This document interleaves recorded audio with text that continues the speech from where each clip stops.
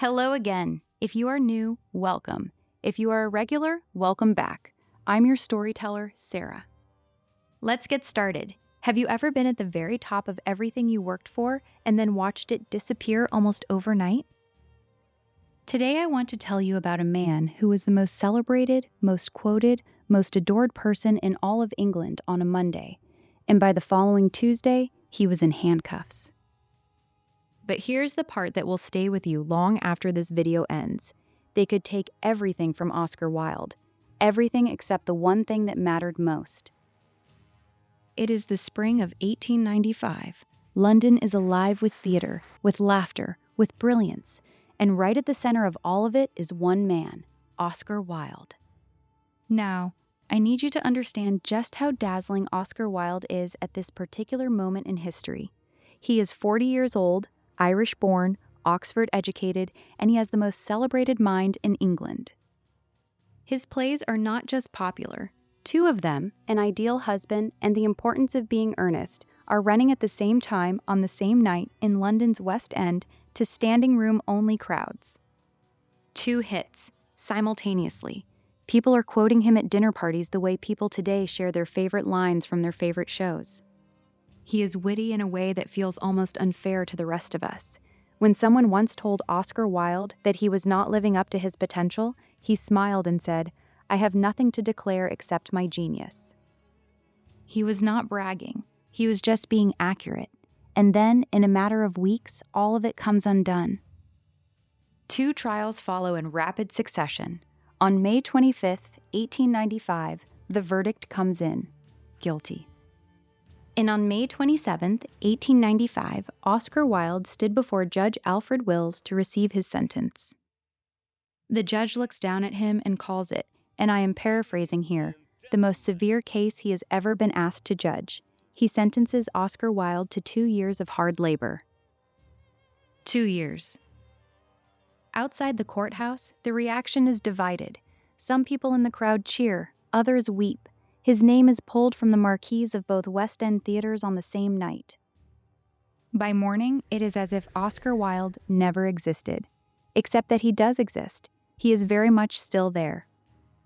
And what happens next is the part of this story that I think deserves to be remembered just as loudly as the fall. Inside prison, Oscar Wilde endures genuinely brutal conditions, hard physical labor every single day. Silence is enforced between prisoners. A plank bed, poor food. His health begins to suffer almost immediately. Friends largely disappear. His name, which had been on every tongue in England, is now spoken mostly in whispers. But Oscar Wilde, in the quiet of his cell, begins to write.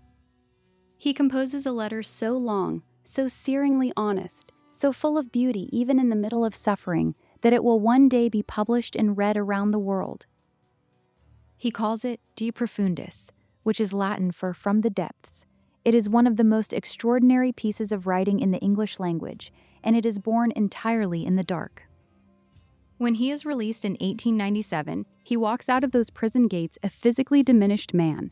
He goes to France, taking a new name, traveling quietly.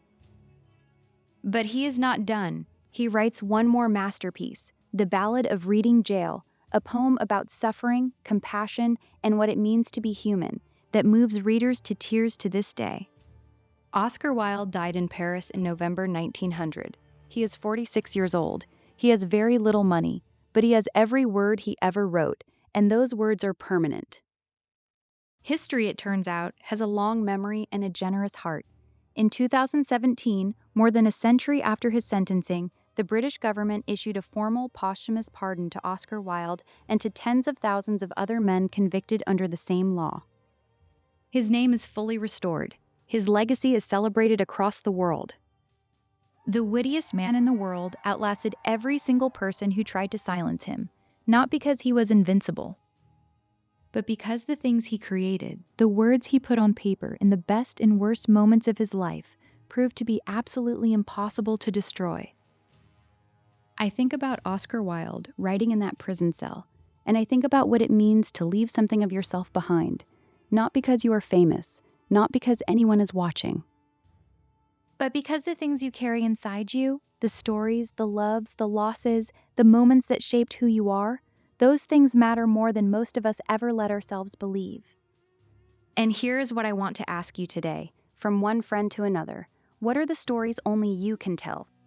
What happened in your family that nobody else living knows the way you know it?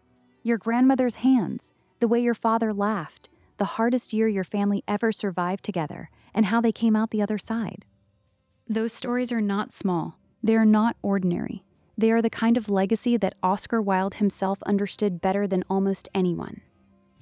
He knew that what we leave behind in words outlives everything else. But here is the heartbreaking truth.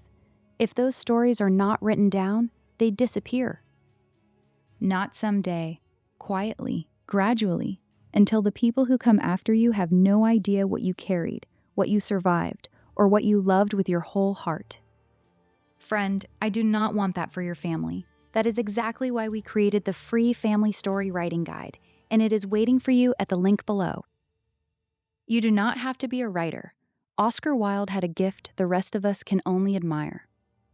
But your stories, those belong to you alone, and that guide will show you exactly how to get them down in a way your children and grandchildren will treasure forever. It is our gift to you, completely free. And while you are down there, please hit that subscribe button and join us here at History Sparks every single day.